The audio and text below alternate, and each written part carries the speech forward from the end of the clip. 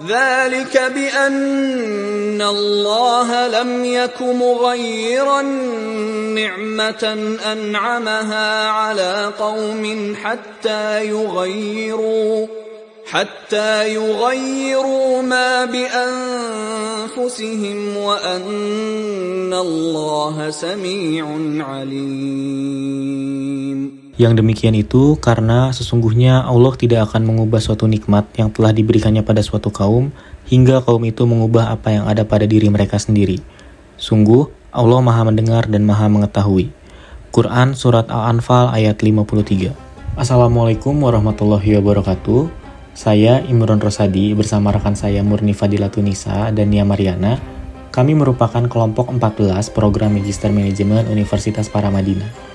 Pada kesempatan kali ini, kami akan berbagi materi terkait ekonomi Islam dan revolusi industri 4.0. Al-Quran dalam surat Al-Anfal ayat 53 menjelaskan bahwa untuk mengubah nasib sebuah kaum harus dimulai dari kaum itu sendiri. Islam mewajibkan setiap umatnya untuk menuntut ilmu.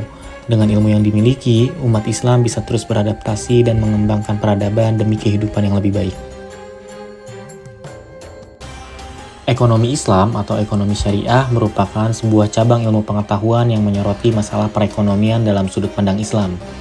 Secara umum, konsepnya sama seperti konvensional.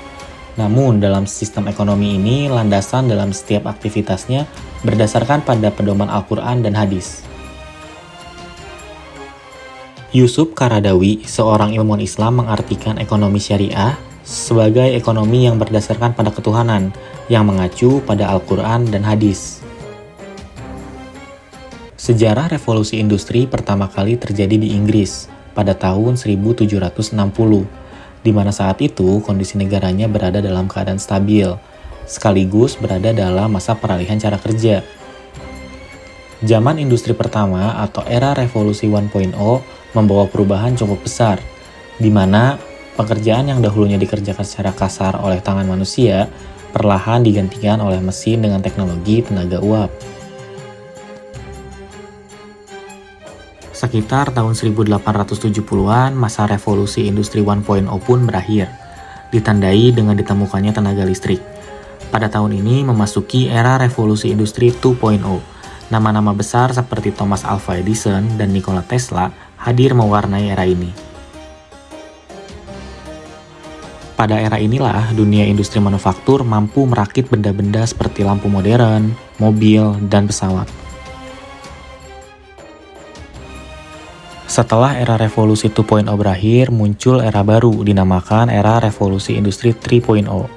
Di era ini, dunia industri semakin lebih efisien dengan adanya otomasi di berbagai sektor. Era ini melahirkan teknologi seperti komputer, internet, dan perangkat lunak. Kemudian pada abad 21, saat ini kita berada di era revolusi industri 4.0. Beberapa sumber menyebutkan revolusi 4.0 ini dimulai pada tahun 2011, saat proyek-proyek berteknologi tinggi mulai digarap oleh berbagai pihak. Era revolusi industri 4.0 yang saat ini kita jalani telah melahirkan banyak sekali inovasi dalam sejarah perkembangan teknologi, dan akan terus bertambah dalam beberapa tahun mendatang sebagai jalan menuju industri masa depan.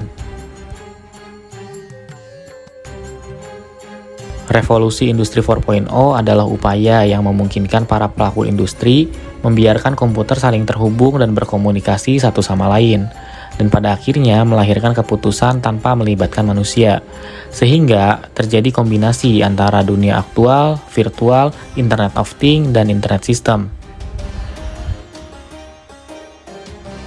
Pada era ini terjadi digitalisasi pada berbagai aspek yang memudahkan pengguna karena lebih efisien secara waktu dan tenaga. Pada era ini segala aktivitas manusia banyak menggunakan teknologi, mulai dari hal-hal sederhana seperti membeli kebutuhan sehari-hari, memesan alat transportasi, dan bahkan berkomunikasi.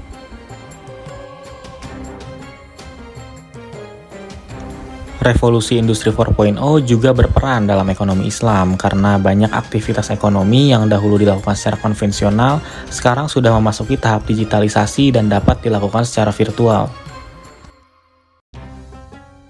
Jual beli merupakan bagian penting dalam sebuah sistem ekonomi, baik konvensional maupun syariah.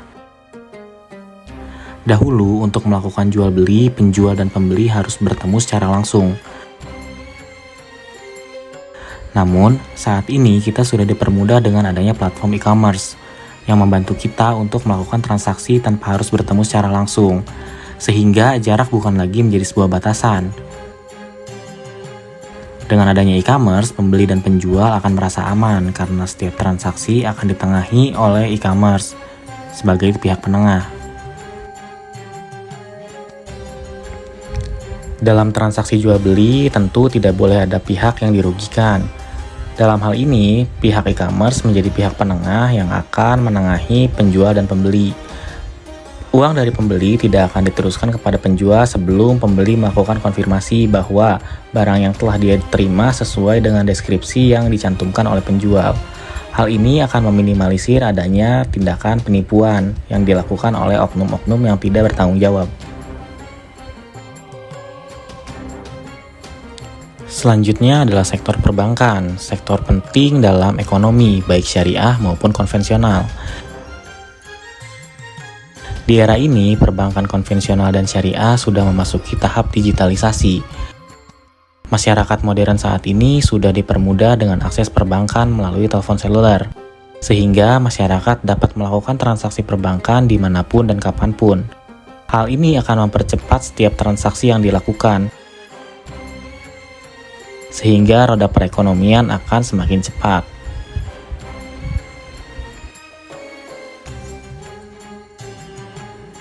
Sebagai umat Islam, kita diwajibkan membayar zakat.